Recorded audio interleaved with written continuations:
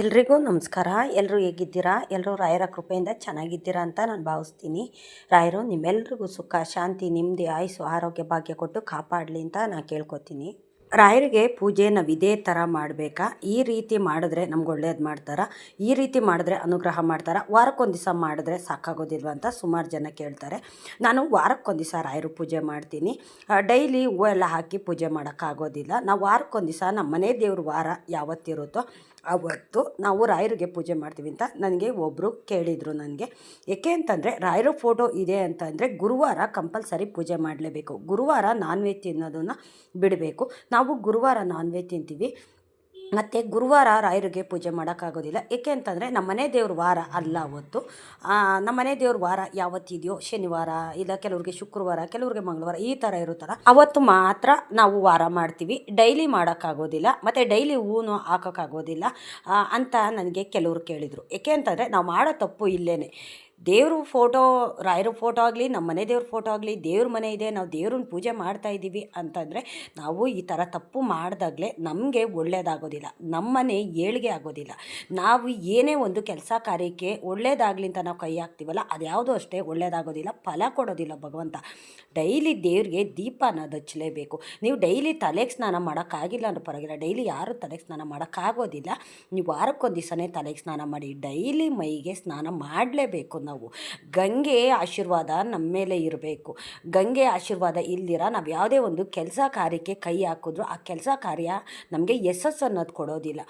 ಅದಕ್ಕೆ ಹೇಳೋದು, ಹೊರಗಡೆ ಹೋಗ್ಬೇಕಾದ್ರೆ ಸ್ನಾನ ಮಾಡಿ ದೇವ್ರಿಗೆ ದೀಪ ಹಚ್ಚಿ ಹೋಯ್ತು ಅಂತಂದರೆ ನಮ್ಮ ಕೆಲಸ ಕಾರ್ಯ ಸುಸೂತ್ರವಾಗಿ ಹೂವಿನಷ್ಟು ಮೃದುವಾಗಿ ನಮ್ಮ ಕೆಲಸ ಕಾರ್ಯ ಆಗ್ತಿರುತ್ತೆ. ಏಕೆ ಅಂತಂದರೆ ದೇವ್ರ ಆಶೀರ್ವಾದ ಇರುತ್ತಲ್ಲ.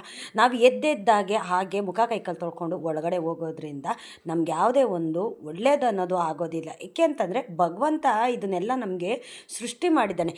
ನನ್ನನ್ನು ನೀನು ಎಷ್ಟು ನಂಬ್ತೀಯ, ನಾನು ನಿನಗೆ ಅಷ್ಟೇ ಅನುಗ್ರಹ ಮಾಡ್ತೀನಿ ಅಂತ. ಕೆಲವರು ರಾಯರ ಫೋಟೋ ಇದ್ದು ಡೈಲಿ ಪೂಜೆ ಮಾಡೋದಿಲ್ಲ, ವಾರಕ್ಕೊಂದು ದಿವಸ ನಾನು ಪೂಜೆ ಮಾಡ್ತೀನಿ ಅಂತಂದರೆ ತಪ್ಪಾಗುತ್ತೆ. ಅದು ಇಲ್ಲ, ನಿಮ್ಮ ಪೂಜೆ ಮಾಡೋಕ್ಕೆ ಸಾಧ್ಯವಾಗೋದಿಲ್ಲ ಅಂತ ಅನ್ನೋದಾಯಿತು ಅಂತಂದರೆ ನೀವು ರಾಯರ ಫೋಟೋ ಮನೆಯಲ್ಲೇ ಇಟ್ಕೊಳ್ಳೋದಕ್ಕೆ ಹೋಗಬೇಡಿ.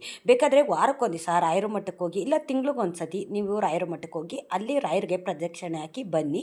ಆದರೆ ರಾಯರ ಫೋಟೋ ಇದೆ ಅಂತಂದರೆ ಗುರುವಾರ ಮಾತ್ರ ಕಂಪಲ್ಸರಿ ಪೂಜೆ ಮಾಡಲೇಬೇಕು. ನೀವು ಯಾವ ಟೈಮಲ್ಲಿ ಮಾಡಿದ್ರೂ ಪರವಾಗಿಲ್ಲ, ಬ್ರಾಹ್ಮಿ ಮುಹೂರ್ತದಲ್ಲೇ ಮಾಡಿ ಅಂತ ಹೇಳಲ್ಲ. ಯಾಕೆ ಅಂತಂದರೆ ಕೆಲವರು ಬ್ರಾಹ್ಮಿ ಮುಹೂರ್ತದಲ್ಲಿ ಪೂಜೆ ಮಾಡಬೇಕು ಅಂತ ರಾತ್ರಿ ಎಲ್ಲ ತಯಾರಿ ಮಾಡ್ಕೋತಾರೆ. ಬೆಳಗಿನ ಜಾವನೇ ಎದ್ದು ಬ್ರಾಹ್ಮಿ ಮುಹೂರ್ತದಲ್ಲಿ ಪೂಜೆ ಮಾಡಿ ರಾಯರ ಮಠಕ್ಕೆ ಹೋಗಿ ಅಲ್ಲಿ ರಾಯರಿಗೆ ಸೇವೆ ಸಲ್ಲಿಸ್ತಾರೆ. ಏಕೆ ಅಂತಂದರೆ ಅವ್ರಿಗೆ ಒಳ್ಳೆಯದಾಗಲಿ ಅಂತ ರಾಯರ ಬಗ್ಗೆ ತಿಳ್ಕೊಂಡಂಥವ್ರು ಈ ರೀತಿ ರಾಯರಿಗೆ ಸೇವೆಯನ್ನು ಸಲ್ಲಿಸ್ತಾರೆ. ಕೆಲವರು ಆ ರೀತಿ ಮಾಡೋದಿಲ್ಲ.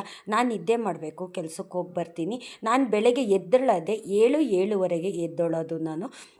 ನಂತರ ನನಗೆ ಪೂಜೆ ಮಾಡೋಕ್ಕಾಗೋದಿಲ್ಲ, ನಾನು ರೆಡಿ ಆಗಿಬಿಟ್ಟು ಕೆಲಸಕ್ಕೆ ಬರ್ತೀನಿ. ನಾನು ಮಕ್ಕಳಿಗೆಲ್ಲ ರೆಡಿ ಮಾಡಬೇಕು, ಮಕ್ಕಳು ಸ್ಕೂಲಿಗೆ ಕಳಿಸ್ಬೇಕು, ಮಕ್ಳಿಗೆ ತಿಂಡಿ ಎಲ್ಲ ಮಾಡಬೇಕು ಅಂತ. ನೀವು ಮಕ್ಕಳಿದ್ದಾರೆ, ನೀವು ಕೆಲಸಕ್ಕೆ ಹೋಗ್ತೀರಾ, ಮಕ್ಕಳು ಸ್ಕೂಲು ರೆಡಿ ಮಾಡಬೇಕು, ಈ ಥರ ಎಲ್ಲ ಇದ್ದಾಗ ನೀವು ಬೇಗ ಎದ್ದಾಗ ಬೇಗ ಎಲ್ಲ ಕೆಲಸನೂ ಮುಗಿತೈತೆ. ಆವಾಗ ನೀವು ಡೈಲಿ ಸ್ನಾನ ಮಾಡಿ ದೇವ್ರಿಗೆ 2 ದೀಪ ಹಚ್ಚಿ. ಡೈಲಿ ನಿಮಗೆ ಮಾರುಗಟ್ಲೆ ಹೂವು ಹಾಕಿ ಅಂತ ಯಾರೂ ಕೇಳೋದಿಲ್ಲ. ಏಕೆ ಅಂತಂದರೆ ನೀವು ನನಗೆ ಕೇಳಿದ್ರಿ, ನಾವು ವಾರಕ್ಕೊಂದು ದಿವಸ ಜಾಸ್ತಿ ಒಂದು ಮಾರು ಹೂವು ತಂದುಬಿಟ್ಟು 6 ಥರ ನಾವು ಹೂವು ಹಾಕ್ತೀವಿ, ಡೈಲಿ ಹೂವು ಹಾಕಿ ನಾನು ಪೂಜೆ ಮಾಡೋದಿಲ್ಲ ಅಂತ ಈ ಥರ ನನಗೆ ನೀವು ಕೇಳಿದ್ರಿ. ತಪ್ಪು, ನೀವು ಮಾಡೋವಂಥದ್ದೇ ತಪ್ಪು ಇಲ್ಲೇ ನೀವು. ಏಕೆ ಅಂತಂದರೆ ಡೈಲಿ ಹೂವು ಹಾಕ್ತೀರಾ, ವಾರಕ್ಕೊಂದು ದಿವಸ ಹೂವು ಹಾಕ್ಬಿಟ್ಟು ಆ ಹಳೆ ಹೂವಿನಲ್ಲೇ ನೀವು ದೀಪ ಹಚ್ಚಿ ಪೂಜೆ ಮಾಡಿದ್ರೆ ದೇವ್ರು ಯಾವುದೇ ಫಲ ಕೊಡೋದಿಲ್ಲ. ನೀವು ಹಿಂದಿನ ದಿವಸ ಏನು ಹೂವು ಇಟ್ಟಿರ್ತೀರ ಹೂವನ್ನೆಲ್ಲ ಫುಲ್ಲು ತೆಗೆದುಬಿಡಬೇಕು. ದೇವ್ರ ಮನೆ ಎಲ್ಲ ಕ್ಲೀನ್ ಮಾಡಿಕೊಂಡು, ಈ ಗಂಧ ಕಡ್ಡಿದು ಪುಡಿ ಎಲ್ಲ ಉದ್ರಿರುತ್ತೆ, ನಾವು ಮಂತ್ರಾಕ್ಷತೆ ಹೂವೆಲ್ಲ ದೇವ್ರಿಗೆ ಹಾಕಿರ್ತೀವಲ್ಲ ಅದೆಲ್ಲ ಇರುತ್ತೆ, ಅದನ್ನೆಲ್ಲ ಕ್ಲೀನ್ ಮಾಡ್ಕೋಬೇಕು. ಕ್ಲೀನ್ ಮಾಡಿಕೊಂಡು ಬತ್ತಿನ ನೀವು ಪ್ರತಿ ದಿವಸ ದೀಪದ ಬತ್ತಿನ ಚೇಂಜ್ ಮಾಡಬೇಕು. ಏಕೆಂತಂದರೆ ನಾವು ಇವತ್ತು ಹಾಕಿದ ಬತ್ತಿನ ನಾಳೆ ಅದೇ ಬತ್ತಿಗೆ ನಾವು ಎಣ್ಣೆ ಬಿಟ್ಟು ದೀಪ ಹಚ್ಚೋದಕ್ಕೆ ಹೋಗಬಾರ್ದು. ಕೆಲವರು ಡೈಲಿ ದೀಪ ತೊಳೆದು ಬತ್ತಿ ಹಾಕಿ ಪೂಜೆ ಮಾಡ್ತಾರೆ. ಡೈಲಿ ದೀಪ ತೊಳೆಯೋಕ್ಕಾಗೋದಿಲ್ಲ ಅಂತ ಅನ್ನೋರು ನೀವು ವಾರಕ್ಕೊಂದು ದಿವಸನೇ ದೇವ್ರ ಮನೆ ಕ್ಲೀನ್ ಮಾಡ್ತೀರಲ್ಲ, ಆವಾಗ ದೇವ್ರ ಪಾತ್ರೆ ಎಲ್ಲ ತೊಳಿತೀರಲ್ಲ, ಆವಾಗ ಬತ್ತಿ ಹಾಕಿ ಪೂಜೆ ಮಾಡ್ತೀರಲ್ಲ, ಅದೇ ಬತ್ತಿನ ನೀವು ನೆಕ್ಸ್ಟ್ ಡೇ ನೀವು ಅದೇ ಬತ್ತಿಲಿ ನೀವು ಹಾಕಿ ಪೂಜೆ ಮಾಡೋದಕ್ಕೆ ಹೋಗಬೇಡಿ. ಯಾಕೆಂತಂದರೆ ಹಚ್ಚಿರೋ ಬತ್ತಿನಲ್ಲೇ ಉರಿದಿರೋ ಬತ್ತಿನಲ್ಲೇ ನಾವು ತಿರ್ಗಾ ಎಣ್ಣೆ ಬಿಟ್ಟು ದೀಪ ಹಚ್ಚೋದಕ್ಕೆ ಯಾವತ್ತೂ ಅಷ್ಟೇ ಹೋಗಬಾರ್ದು. ಅದು ದೊಡ್ಡ ತಪ್ಪದು. ನೀವು ಬತ್ತಿ ಹಾಕ್ಬಿಟ್ಟು ಎಣ್ಣೆ ಬಿಟ್ಟು ದೀಪ ಹಚ್ಚಿ. ನಿಮಗೆ ಮಾರುಗಟ್ಲೆ ಹೂವು ಹಾಕಿ ಪ್ರತಿ ದಿವಸ ಅಂತ ಯಾರು ಕೇಳಲ್ಲ. ಗುರುವಾರ ದಿವಸ ರಾಯರ ವಾರದ ದಿವಸ ರಾಯರಿಗೆ ಮನಸ್ಪೂರ್ವಕವಾಗಿ ಕೆಲವರು ಹೂವು ಹಾಕ್ತಾರೆ. ಸಾಧ್ಯವಾಗಲ್ಲ ಅಂತ ಅನ್ನೋರು ಒಂದೊಂದು ತುಳಸಿ ದಳ ಇಟ್ಟು ಪೂಜೆ ಮಾಡೋಂಥವ್ರು ಇದ್ದಾರೆ. ಏಕೆಂತಂದರೆ ದೇವರು ಇಂತಿಂಥವ್ರಿಗೆ ಇದೇ ರೀತಿ ಪೂಜೆ ಮಾಡಬೇಕು ಅಂತ ಯಾವತ್ತೂ ಯಾರಿಗೂ ಸಹ ಹೇಳೋದಿಲ್ಲ, ದೇವರು ಕೇಳೋದಿಲ್ಲ. ನಿಮ್ಗೆ ಎಷ್ಟು ಸಾಧ್ಯನೋ ಅಷ್ಟು ಮಾಡಿ. ತುಳಸಿ ಇರುತ್ತಲ್ಲ, ಒಂದೇ ಒಂದು ತುಳಸಿ ದಳ ಇಟ್ಟು ಪೂಜೆ ಮಾಡಿ. ನೀವು ವಾರಕ್ಕೊಂದು ದಿವಸ ನಿಮ್ಗೆ ಸಾಧ್ಯವಾದರೆ ರಾಯರಿಗೆ ಹೂವು ಹಾಕಿ ತುಳಸಿ ಹಾಕಿ ಪೂಜೆ ಮಾಡಿ. ಪ್ರತಿ ದಿವಸ ನೀವು ಒಂದೇ ಒಂದು ತುಳಸಿ ದಳ ಇಟ್ಟು ಪೂಜೆ ಮಾಡಿದ್ರೂ ಸಾಕು. ನಿಮ್ಮ ಮನೆ ದೇವ್ರ ಫೋಟೋ ಎಲ್ಲ ಇರುತ್ತಲ್ಲ, ಅದಕ್ಕೆಲ್ಲದಕ್ಕೂ ಅಷ್ಟೇ ಒಂದೊಂದು ಬಿಡಿ ಹೂವು ಇಟ್ಬಿಟ್ಟು ಪೂಜೆ ಮಾಡಿ. ಡೈಲಿ ಯಾರೂ ಅಷ್ಟೇ ದೇವ್ರುಗಳಿಗೆ ಮಾರುಗಟ್ಲೆ ಹೂವು ಹಾಕಿ ಯಾರು ಪೂಜೆ ಮಾಡೋಕ್ಕಾಗೋದಿಲ್ಲ. ಆ ಥರ ಯಾರು ಮಾಡೋದಿಲ್ಲ. ವಾರಕ್ಕೊಂದು ದಿವಸ ಮನಸ್ಪೂರ್ವಕವಾಗಿ ಪೂಜೆ ಮಾಡ್ತಾರೆ. ಹೂವು ಹಾಕ್ಬಿಟ್ಟು, ಜಾಸ್ತಿ ಹೂವು ಹಾಕ್ಬಿಟ್ಟು ಡೈಲಿ ಒಂದೊಂದು ಹೂವನ್ನ ಇಟ್ಬಿಟ್ಟು ಪೂಜೆ ಮಾಡಿದ್ರೆ ದೇವ್ರ ಅನುಗ್ರಹ ಖಂಡಿತ ಮಾಡ್ತಾರೆ. ದೇವರು ನೀನು ಮಾರುಗಟ್ಲೆ ಹೂವು ಹಾಕು, ನೀನು ಅದು ಮಾಡು ಇದು ಮಾಡು ಅಂತ ಯಾವತ್ತೂ ಸಹ ಕೇಳೋದಿಲ್ಲ.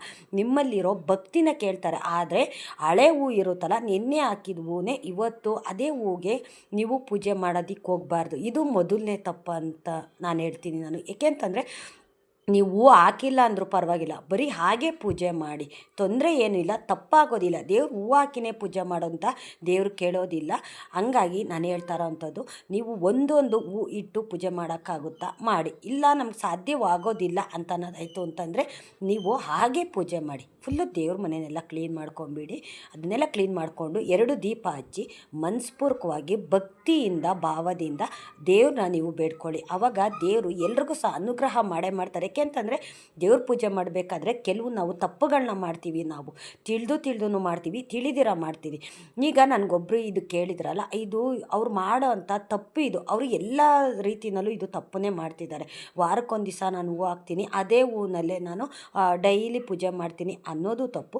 ವಾರಕ್ಕೊಂದು ದಿವಸ ಪೂಜೆ ಮಾಡ್ತೀನಿ, ಡೈಲಿ ನಾವು ಪೂಜೆ ಮಾಡೋದಿಲ್ಲ. ರಾಯರು ಫೋಟೋ ಇದೆ, ನಾವು ಗುರುವಾರ ಪೂಜೆ ಮಾಡೋಕ್ಕಾಗೋದಿಲ್ಲ. ಮನೆ ದೇವ್ರ ವಾರ ಯಾವತ್ತಿದೆಯೋ ಅವತ್ತಷ್ಟೇ ನಾವು ದೇವ್ರ ಮನೆ ಓಪನ್ ಮಾಡಿ ಅವತ್ತಷ್ಟೇ ಹೂವು ಹಾಕಿ ದೇವ್ರ ಮನೆ ಕ್ಲೀನ್ ಮಾಡಿ ಪೂಜೆ ಮಾಡೋದು ಅಂತ ಕೆಲವ್ರು ಕೇಳ್ತೀರ. ನೀವು ಆ ಥರ ಮಾಡೋದಾಯಿತು ಅಂತಂದರೆ ಖಂಡಿತ ರಾಯರ ಫೋಟೋನ ನೀವು ಮನೆಯಲ್ಲಿ ಇಟ್ಕೊಳ್ಳೋದಕ್ಕೆ ಹೋಗ್ಬಿಡಿ. ಏಕೆ ಅಂತಂದರೆ ನಮಗೆ ಇವಾಗಿರೋ ಕಷ್ಟಗಳೇ ಸಾಕು, ಇನ್ನಷ್ಟು ಕಷ್ಟನ ನಾವು ಹೊತ್ಕೊಳ್ಳೋದು ಬೇಕಿಲ್ಲ. ಅದಕ್ಕೋಸ್ಕರ ನಾನು ಹೇಳ್ತಾ ಇರೋಂಥದ್ದು, ನೀವು ಯಾರನ್ನಾದರೂ ಪರವಾಗಿಲ್ಲ ಕೇಳಿ ನೋಡಿ. ನಾನು ಹೇಳೋದು ಅಂತಲ್ಲ, ಬೇರೆ ಯಾರನ್ನಾದರೂ ಪರವಾಗಿಲ್ಲ ಕೇಳಿ ನೋಡಿ.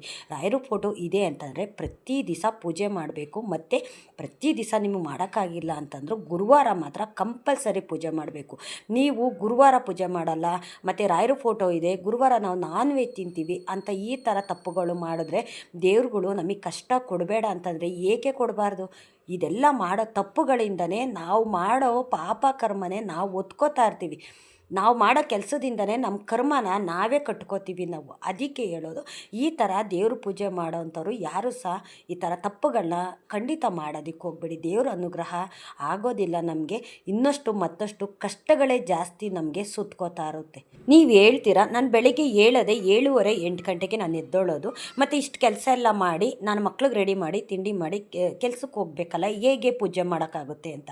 ನೀವು ಹೇಳೋದು ಯಾವ ಥರ ಅಂತಂದರೆ, ಬೆಳಗ್ಗೆ ಹೇಳೋದೇ ನೀವು 7:30 8 ಗಂಟೆಗೆ ಎದ್ದೇಳ್ತೀರ, ಮತ್ತು ಅಷ್ಟು ಕೆಲಸ ಎಲ್ಲ ಇರುತ್ತೆ, ಪೂಜೆ ಮಾಡೋಕ್ಕಾಗೋದಿಲ್ಲ. ಯಾಕೆಂತಂದರೆ ನೀವು ಹೇಳೋದೇ ಲೇಟಾಗಿ ಎದ್ದೇಳೋದ್ರಿಂದ ಈ ಥರ ನೀವು ತಪ್ಪುಗಳನ್ನ ಮಾಡ್ತಾ ಇರ್ತೀರ.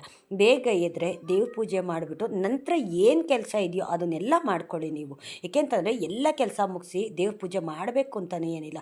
ಮೊದಲದಾಗಿ ಎದ್ದುಬಿಟ್ಟು ಕಸ ಗುಡಿಸಿ, ನೆಲ ಒರೆಸಿ, ಬಾಗಿಲು ತೊಳೆದು, ಬಾಗಿಲಿಗೆ ರಂಗೋಲಿ ಅರ್ಶಿನ ಕುಂಕುಮ ಇಟ್ಟು ಸ್ನಾನ ಮಾಡಿ ದೇವ್ರಿಗೆ ದೀಪ ಹಚ್ಚಿ ಪೂಜೆ ಮಾಡಿ ನಂತರ ನಿಮ್ಮ ಕೆಲಸ ಏನಿದೆಯೋ ಆ ಕೆಲಸದಲ್ಲಿ ನೀವು ತೊಡಗಿಸ್ಕೊಳ್ಳಿ. ಆವಾಗ ನೋಡಿ ನಿಮ್ಗೇನಕ್ಕೆ ಕಷ್ಟ ಬರುತ್ತೆ. ನೀವು ಅಂದ್ಕೊಂಡಿರೋದಕ್ಕಿಂತ ಹೆಚ್ಚಾಗಿ ದುಪ್ಪಟ್ಟಾಗಿ ದೇವ್ರುಗಳು ಕೊಡ್ತಾರೆ. ನೀವು ರಾಯರ ಪೂಜೆ ಮಾಡಿಲ್ಲ ಅಂದ್ರೂ ಪರವಾಗಿಲ್ಲ, ನಿಮ್ಮ ಮನೆ ದೇವ್ರು ಇರ್ತಾವಲ್ವ, ನೀವು ಬೇರೆ ದೇವ್ರ ಫೋಟೋ ಮನೆಯಲ್ಲಿ ಇಟ್ಕೊಂಡು ಪೂಜೆ ಮಾಡ್ತಿರ್ತೀರಲ್ಲ, ಆ ದೇವ್ರ ಅನುಗ್ರಹನಾದರೂ ನಿಮಗೆ ಬೇಕೇ ಬೇಕಲ್ಲ. ಅದಕ್ಕೋಸ್ಕರ ನಾನು ಹೇಳ್ತಾ ಇರೋದು, ರಾಯರಿಗೆ ನಾವು ತಪ್ಪು ಮಾಡ್ತಾ ಇದ್ದೀವಿ ಅಂತಲ್ಲ, ಬೇರೆ ಯಾವುದೇ ದೇವ್ರ ಫೋಟೋ ಮನೆಯಲ್ಲಿದೆ ಅಂತಂದರೆ ನಾವು ಈ ಥರ ತಪ್ಪುಗಳನ್ನ ಮಾಡೋದಕ್ಕೆ ಹೋಗ್ಬಾರ್ದು. ನಮ್ಮ ಮನೆ ದೇವರು ಮೊದಲದಾಗಿ ಕ್ಷಮಿಸೋದಿಲ್ಲ. ಮನೆ ದೇವರೇ ಮೊದಲು ನಮಗೆ ಶಿಕ್ಷೆ ಕೊಡೋವಂಥದ್ದು, ನಂತರ ಬೇರೆ ದೇವ್ರುಗಳು ನಮಗೆ ಕಷ್ಟ ಕೊಡೋವಂಥದ್ದು. ಈ ಥರ ತಪ್ಪನ್ನ ಯಾರೂ ಅಷ್ಟೇ ಗೊತ್ತಿದ್ದು ಮಾಡೋದಕ್ಕೆ ಹೋಗಬೇಡಿ. ನಿಮ್ಗೆ ಗೊತ್ತಿಲ್ವಾ ಈ ಥರ ತಪ್ಪು ಮಾಡ್ತಿರ್ತೀರ, ಯಾರಾದರೂ ಏನಾದರೂ ದೇವ್ರ ಬಗ್ಗೆ ಈ ಥರ ಹೇಳ್ತು ಅಂತಂದರೆ ಅದನ್ನು ನೀವು ಬದಲಾಯಿಸ್ಕೊಳ್ಳಿ. ನಾನು ಮಾಡ್ತಾ ಇರೋ ತಪ್ಪು, ಅವ್ರು ಹೇಳಿದ್ದು ಸರಿ, ನಾನು ಈ ಥರ ಬದಲಾಯಿಸ್ಕೋಬೇಕು, ನಾನು ಬದಲಾಗಬೇಕು. ನಿದ್ದೆನೇ ಮುಖ್ಯ ಅಲ್ಲ, ನಮಗೆ ನಿದ್ದೆ ಊಟನೇ ಮುಖ್ಯ ಅಲ್ಲ. ಅದನ್ನು ಯಾವಾಗ ಬೇಕಿದ್ರೂ ನಾವು ಮಾಡ್ಬೋದು. ಆದರೆ ದೇವ್ರ ಪೂಜೆ ಮಾಡೋದಕ್ಕೆ ಅಂತಲೇ ಇಂತಿಂಥ ಟೈಮು ಇಂತಿಂಥ ದಿವಸ ಅಂತ ಇದೆ. ನಮ್ಮ ಮನೆ ದೇವ್ರಿಗೆ ವಾರ ಅಂತ ಇರುತ್ತಲ್ಲ, ಶನಿವಾರ, ಸೋಮವಾರ, ಮಂಗಳವಾರ ಈ ಥರ ಇರುತ್ತಲ್ಲ, ಅವತ್ತು ಕಂಪಲ್ಸರಿ ನಾವು ಪೂಜೆ ಮಾಡ್ತೀವಿ. ರಾಯರಿಗೆ ಅಂತ ಗುರುವಾರ ಇದೆ, ಗುರುವಾರ ಕಂಪಲ್ಸರಿ ನಾವು ಪೂಜೆ ಮಾಡಲೇಬೇಕು. ನೀವು ಪ್ರತಿ ದಿವಸ ಮಾಡೋಕ್ಕಾಗಿಲ್ಲ ಅಂದರೂ ಪರವಾಗಿಲ್ಲ, ಗುರುವಾರನಾದರೂ ಮಾಡಿ. ನೀವು ಮಾಡೋಕ್ಕಾಗಿಲ್ಲ ಅಂತಂದರೆ ರಾಯರು ಫೋಟೋನೋ ತೊಗೊಂಡೋಗ್ಬಿಟ್ಟು ಎಲ್ಲಾದರೂ ನೀರಿನಲ್ಲಿ ಬಿಟ್ಬಿಡಿ. ನೀವು ಈ ಥರ ತಪ್ಪು ಮಾಡೋದ್ರಿಂದ ನೀವು ದೋಷನ ಕಟ್ಕೊಳ್ಳೋದಕ್ಕೆ ಹೋಗಬೇಡಿ ಅಂತ ನನಗೆ ಗೊತ್ತಿದ್ದಷ್ಟು ನಾನು ಹೇಳ್ತೀನಿ. ನಿಮಗೆ ತಿಳಿದಾಗೆ ನೀವು ಮಾಡಿ. ನೀವು ಏಕೆಂತಂದರೆ ನಾನು ಹೇಳ್ದಾಗೆ ಮಾಡಬೇಕು ಅಂತಲೂ ಏನಿಲ್ಲ, ನಿಮ್ಗೆ ಹೇಗೆ ಅನಿಸುತ್ತೋ ಆ ಥರ ಮಾಡಿ. ಏಕೆಂತಂದರೆ ದೇವ್ರ ಬಗ್ಗೆ ನಮ್ಮ ಹತ್ರ ಯಾರಾದರೂ ಏನಾದರೂ ಈ ಥರ ನೆಗೆಟಿವ್ ಆಗಿ ನನಗೆ ಹೇಳಿದಾಗ ನಾನು ಇದೇ ರೀತಿಯೇ ನಾನು ಹೇಳೋವಂಥದ್ದು. ಏಕೆ ಅಂತಂದರೆ ದೇವ್ರ ಬಗ್ಗೆ ನಾವೆಲ್ಲನೂ ತಿಳ್ಕೊಂಡಿರೋದಿಲ್ಲ. ನಾನು ಹಿಂದೆ ದೇವ್ರ ಬಗ್ಗೆ ನನಗೇನೂ ಸಹ ಗೊತ್ತಿರಲಿಲ್ಲ. ಯಾವ ಥರ ಏನು ಮಾಡಬೇಕು, ಯಾವ ರೀತಿ ಪೂಜೆ ಮಾಡಬೇಕು ಅಂತಲೂ ಸಹ ನನಗೆ ಗೊತ್ತಿರಲಿಲ್ಲ. ನಾನು ಬೇರೆಯವರಿಂದ ಕೇಳಿ ತಿಳ್ಕೊತಾ ಹೋದೆ. ನಾನು ಬೇರೆಯವ್ರ ಹತ್ರ ಕೇಳ್ತಿದ್ದೆ, ನಾನು ಬಾಯಿ ಬಿಟ್ಟು ಕೇಳ್ತಿದ್ದೆ, ಈ ಥರ ಹೇಗೆ ಮಾಡೋದು, ಹೆಂಗೆ ಮಾಡೋದು, ಯಾವ ಥರ ಮಾಡಿದ್ರೆ ದೇವ್ರು ನಮ್ಗೆ ಒಳ್ಳೇದು ಮಾಡ್ತಾನೆ, ನಾವು ಹೇಗೆ ಮುಂದುವರಿಬೇಕು ಅಂತಂದರೆ ಯಾವ ರೀತಿ ನಾವು ದೇವ್ರ ಪೂಜೆ ಮಾಡಬೇಕು, ಯಾವ ದೇವಸ್ಥಾನಕ್ಕೆ ಹೋಗಬೇಕು ಅಂತ ನಾನು ಪ್ರತಿಯೊಬ್ಬರೂ ದೊಡ್ಡವ್ರನ್ನ ಅಂದರೆ ಹಿರಿಯವ್ರನ್ನ, ತಿಳುವಳಿಕೆ ಇರೋರನ್ನ ನಾನು ಕೇಳಿ ನಾನು ಪೂಜೆ ಮಾಡ್ತಿದ್ದಂಥದ್ದು. ನಾನು ಇದೇ ರೀತಿ ಮಾಡಿ ಅಂತಲೂ ನಾನು ಹೇಳೋದಿಲ್ಲ, ನೀವು ಮಾಡೋದನ್ನ ಬದಲಾಯಿಸ್ಕೊಳ್ಳಿ ಅಂತಲೂ ನಾನು ಹೇಳೋದಿಲ್ಲ. ಏಕೆ ಅಂತಂದರೆ ನೀವು ಮಾಡೋ ತಪ್ಪುನೇ ನಿಮ್ಮ ಕರ್ಮ ಅಂತ ನೀವು ಸುತ್ಕೋತಾ ಹೋಗ್ತೀರ. ಅವಾಗ ದೇವರು ಒಳ್ಳೇದು ಮಾಡೋ ಅಂತಂದರೆ ಹೇಗೆ ಒಳ್ಳೇದು ಮಾಡ್ತಾನೆ? ಒಳ್ಳೇದು ಮಾಡೋದಿಲ್ಲ. ತಪ್ಪು ಮಾಡಿದ್ರೆ ತಪ್ಪೇ ಆಗ್ತಿರುತ್ತೆ, ಒಳ್ಳೇದು ಮಾಡಿದ್ರೆ ಒಳ್ಳೇದೇ ಆಗ್ತಿರುತ್ತೆ. ನನಗೆ ಇನ್ನೊಬ್ಬರು ನನಗೆ ಕಮೆಂಟ್ ಹಾಕಿದ್ರು, ರಾಯರಿಗೆ ನಾನು 9 ವಾರ ವ್ರತ ಮಾಡ್ತಾಯಿದ್ದೀನಿ, ನನ್ನ ವ್ರತ ಮುಗ್ದಿಲ್ವೋ ಅಂತ ಅವರು ಕ್ಲಿಯರಾಗಿ ನನಗೆ ಹೇಳಿಲ್ಲ. ವ್ರತ ಮಾಡ್ತಾಯಿದ್ದೀನಿ, ನಮ್ಮ ತಂದೆ ತೀರೋಗಿದ್ದಾರೆ, ನಾನೀಗ ಊರಿಗೆ ಹೋಗಬೇಕು, ಅಲ್ಲಿ ಪೂಜೆ ಪುನಸ್ಕಾರ ಇರುತ್ತಲ್ಲ, ನಾನು ನಾನ್ ವೆಜ್ ತಿನ್ನೋಂಗಿಲ್ಲ, ಏನು ಮಾಡೋದು ಅಂತ ಅವ್ರು ಕೇಳಿದರು. ನನಗೆ ನೀವು ಕಮೆಂಟ್ ಆಗಿದ್ದು ಕ್ಲಿಯರಾಗಿ ನನಗೇನು ಅಂತ ಅರ್ಥ ಆಗಲಿಲ್ಲ. ನಾನ್ ವೆಜ್ ತಿನ್ನೋಂಗಿಲ್ಲ, ಈಗ ಅಲ್ಲಿ ತಿಥಿಗೆಲ್ಲ ಹೋಗಲೇಬೇಕು, ನಾನ್ ವೆಜ್ಜು ತಿನ್ನಬೇಕು, ನಾನು ವ್ರತ ಮಾಡ್ತಾಯಿದ್ದೀನಿ ಅಂತ ನೀವು ಹೇಳಿದ್ರ, ಇಲ್ಲ ನೀವು ಬೇರೆ ರೀತಿ ಹೇಳಿದ್ರೆ ನನಗೆ ಅರ್ಥ ಆಗ್ತಿಲ್ಲ. ನಾನು ಎರಡಕ್ಕೂ ಕ್ಲಿಯರಾಗಿ ನಾನು ಆನ್ಸರ್ ಮಾಡ್ತೀನಿ ನಾನು. ಏಕೆ ಅಂತಂದರೆ ನೀವು 9 ಗುರುವಾರ ಮುಗ್ದಿದೆ ಅಂತಂದರೆ ನೀವು ನಾನ್ ವೆಜ್ಜು ತಿನ್ಬೋದು, ಏನು ತಪ್ಪಾಗೋದಿಲ್ಲ. ಇನ್ನು ವ್ರತ ಮುಗ್ದಿಲ್ಲ ಅಂತ ಅನ್ನೋದಾಯಿತು ಅಂತಂದರೆ ನೀವು ತಿನ್ನಬೇಡಿ ಅಂತ ನಾನು ರಿಪ್ಲೈ ಮಾಡಿದ್ದೆ. ಏಕೆ ಅಂತಂದರೆ ಬೇರೆಯವ್ರಿಗೆ ಏನಾರು ಆಯಿತು ಅಂತಂದರೆ ನಾವು ಅಲ್ಲಿ ಹೋಗಿ ಊಟ ಮಾಡೋದು ಬೇಡ ಅಂತ ಅನ್ಕೋತೀವಿ ನಾವು. ಏಕೆ ಅಂತಂದರೆ ಬೇರೆ ಯಾರ್ದೋ ಅಲ್ಲಿ ತಿಥಿ ಇರುತ್ತೆ, ಸಾವಾಗಿರುತ್ತೆ, ತಿನ್ನಬಾರ್ದು ಅಂತ ಏನೋ ವ್ರತ ಮಾಡ್ತಾಯಿದ್ದೀವಿ ಅಂತ ಹೇಳ್ಬೋದು. ಆದರೆ ಮನೆಯಲ್ಲಿ ಇರೋಂಥ ನಮ್ಮವ್ರಿಗೆ ಏನಾರು ಆದಾಗ ಈ ಥರ ನಾವು ತಿನ್ನಬಾರ್ದು ಅಂತ ಅಂದಾಗ ಅಲ್ಲಿರೋ ಜನಗಳು ತಪ್ಪಾಗಿ ತಿಳ್ಕೊತಾರೆ. ದೇವ್ರಿಗಿಂತ ಇವ್ರಿಗೆ ತಂದೆಗಿಂತ ದೇವರೇ ಮುಖ್ಯ ಆಗೋದ್ರ, ತಂದೆ ತಿಥಿ ಊಟನೇ ತಿಂದಿಲ್ವಲ್ಲ ಅಂತ ಈ ಥರನೂ ಸಹ ಮಾತಾಡ್ತಾರೆ. ಏಕೆ ಅಂತಂದರೆ ನಾವು ಎರಡೂ ರೀತಿಯಲ್ಲೂ ಯೋಚನೆ ಮಾಡಬೇಕು. ನಾನು ಅದಕ್ಕೆ ಹೇಳೋದು, ರಾಯರು ವ್ರತ ಮುಗ್ದಿದೆ ಅಂತಂದರೆ ನೀವು ಖಂಡಿತ ನಾನ್ ವೆಜ್ಜು ತಿನ್ನಿ, ಏನೂ ತಪ್ಪಾಗೋದಿಲ್ಲ. ಮುಗ್ದಿಲ್ಲ ಅಂತಂದ್ರೂ ಪರವಾಗಿಲ್ಲ, ಎಲ್ಲ ದೇವ್ರಿಗೆ ಬಿಟ್ಟಿದ್ದು. ದೇವ್ರ ಮೇಲೆ ಭಾರ ಹಾಕಿ ನೀವು ತಂದೆ ಪ್ರಸಾದ ತಿನ್ನಲೇಬೇಕು, ನೀವು ತಿನ್ನಿ. ಏಕೆ ಅಂತಂದರೆ ಯಾವಾಗಲೂ ನಮಗೆ ಅದು ಸಿಕ್ಕೋದಿಲ್ಲ, ಆ ಪುಣ್ಯ ತಿಥಿ ಊಟ ನಮಗೆ ಸಿಕ್ಕೋದಿಲ್ಲ. ಹಾಗಾಗಿ ನೀವು ತಿಥಿ ಊಟ ನಾನ್ ವೆಜ್ಜು ತಿನ್ಬೋದು, ತೊಂದರೆ ಇಲ್ಲ, ತಿನ್ನಿ. ಏಕೆ ಅಂತಂದರೆ ನಾವೇನಾದರೂ ಒಂದು ವ್ರತ ಪೂಜೆ ಪುನಸ್ಕಾರ ಅಂತ ಮಾಡಬೇಕಾದ್ರೆ ಈ ಥರ ಅಡ್ಡಿ ಆತಂಕಗಳು ಬರುತ್ತೆ. ದೇವ್ರುಗಳು ನಮ್ಮನ್ನು ಪರೀಕ್ಷೆ ಮಾಡ್ತಾರೆ, ನಮ್ಮನ್ನು. ಅದಕ್ಕೋಸ್ಕರ ಈ ಥರ ಕಷ್ಟಗಳು ಬರ್ತಿರುತ್ತೆ. ನೋಡೋಣ ಇವ್ರು ಯಾವ ಥರ ಎದುರಿಸ್ತಾರೆ, ನಾನು ಈ ಥರ ಕಷ್ಟ ಕೊಟ್ಟರೆ ಅಂತ. ದೇವ್ರುಗಳು ಕಷ್ಟ ಕೊಡ್ತಾರೆ. ಏಕೆ ಅಂತಂದರೆ ನಾವು ನಮ್ಗೆ ಒಳ್ಳೇದಾಗಲಿ ಅಂತ ನಾವು ವ್ರತ ಮಾಡ್ತಿರ್ತೀವಿ, ತಿನ್ನಬಾರ್ದು ಅಂತಲೂ ಸಹ ಗೊತ್ತಿರುತ್ತೆ. ಆದರೆ ತಿನ್ನೋ ಅಂಥ ಸಮಯ ಬಂದಾಗ ಇವ್ರು ಏನು ಮಾಡ್ತಾರೆ ಅಂತ ದೇವರು ನಮಗೆ ಪರೀಕ್ಷೆ ಕೊಡ್ತಾರೆ. ತಂದೆ ಅಲ್ವಾ, ಬೇರೆ ಯಾರಾದರೂ ಆಗಿದರೆ ನಾವು ತಿನ್ನೋಂಗಿಲ್ಲ ಅಂತ ಹೇಳ್ಬೋದು. ನಿಮ್ಮ ತಂದೆ ಆಗಿರೋದ್ರಿಂದ ತಿನ್ನಲ್ಲ ಅಂತ ಹೇಳೋಕ್ಕಾಗೋದಿಲ್ಲ. ಏಕೆ ಅಂತಂದರೆ ಅಲ್ಲಿ ಸಾಕಷ್ಟು ಜನ ಬರ್ತಾರೆ, ಬೇರೆ ಜನದ ಮಾತು ಬಿಟ್ಟಾಕಿ ನಿಮ್ಮವರೇ ನಿಮಗೆ ಹೇಳ್ತಾರೆ, ತಂದೆ ತಿಥಿ ಊಟ ತಿಂದಿಲ್ವಲ್ಲ ಇವಳೆಂಥ ಮಗಳು ಅಂತ ಅಲ್ಲಿ ಹೇಳ್ತಾರೆ. ಆ ಮಾತು ಕೊನೆ ತನಕನೂ ಉಳಿದೋಗುತ್ತೆ. ಅದಕ್ಕೋಸ್ಕರ ನಾನು ಹೇಳ್ತಾ ಇದ್ದೀನಿ, ಏನೂ ತಪ್ಪಾಗೋದಿಲ್ಲ. ಗುರುವಾರ ಮಾತ್ರ ನಾನ್ ವೆಜ್ಜು ತಿನ್ನೋದಕ್ಕೆ ಹೋಗಬೇಡಿ, ಬೇರೆ ದಿವಸ ತಿನ್ನೋ ಅಂಥ ಸಮಯ ಬಂದಾಗ ತಿನ್ನಿ, ಏನೂ ತಪ್ಪಾಗೋದಿಲ್ಲ. ರಾಯರು ಎಲ್ಲನೂ ಸಹ ನೋಡ್ಕೋತಾರೆ, ರಾಯರು ಎಲ್ಲವೂ ಸಹ ಗೊತ್ತು, ಕಷ್ಟ ಸುಖ ಎಲ್ಲ ಗೊತ್ತು. ರಾಯರು ಇದನ್ನು ನಿಮಗೆ ಪರೀಕ್ಷೆ ಅಂತ ಒಡ್ಡಿದ್ದಾರೆ.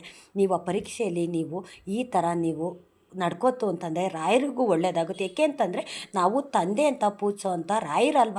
ನಮ್ಮ ತಂದೆ ತೀರ್ಕೊಂಡಾಗ ಆ ತಂದೆ ತಿಥಿ ಊಟ ನಾವು ತಿಂದಿಲ್ಲ ಅಂದಾಗ ತಪ್ಪಾಗುತ್ತೆ. ಅದಕ್ಕೋಸ್ಕರ ನಾನು ತಿಳಿದಷ್ಟು ನಾನು ನಿಮಗೆ ಹೇಳ್ತಾ ಇದ್ದೀನಿ, ಏನೂ ತಪ್ಪಾಗೋದಿಲ್ಲ. ಗುರುವಾರ ಒಂದು ದಿವಸ ಬಿಟ್ಟು ಬೇರೆ ದಿವಸ ನೀವು ತಿನ್ನಿ, ನೀವು ಏನೂ ತಪ್ಪಾಗೋದಿಲ್ಲ. ನಿಮ್ಮ ವ್ರತ ಮುಗ್ದಿಲ್ಲ ಅಂತಲೂ ನನಗೆ ಗೊತ್ತಿಲ್ಲ, ಇಲ್ಲ ಮುಗ್ದಿದೆ ಅಂತಲೂ ನನಗೆ ಗೊತ್ತಿಲ್ಲ. ಮುಗ್ದಿಲ್ಲ ಅನ್ನೋದಾಯಿತು ಅಂತಂದರೆ ನೀವು ವ್ರತನ ಕಂಟಿನ್ಯೂ ಮಾಡಿ, ಏನೂ ತಪ್ಪಾಗೋದಿಲ್ಲ. ಇಷ್ಟೊತ್ತು ನನ್ನ ವಿಡಿಯೋ ನೋಡಿದ್ದಕ್ಕಾಗಿ ತುಂಬ ಹೃದಯದ ಧನ್ಯವಾದಗಳು. ರಾಯರು ನಿಮ್ಮೆಲ್ರಿಗೂ ಸುಖ, ಶಾಂತಿ, ನೆಮ್ಮದಿ, ಆಯುಸ್ಸು, ಆರೋಗ್ಯ, ಭಾಗ್ಯ ಕೊಟ್ಟು ಕಾಪಾಡಲಿ ಅಂತ ನಾನು ಕೇಳ್ಕೊತೀನಿ.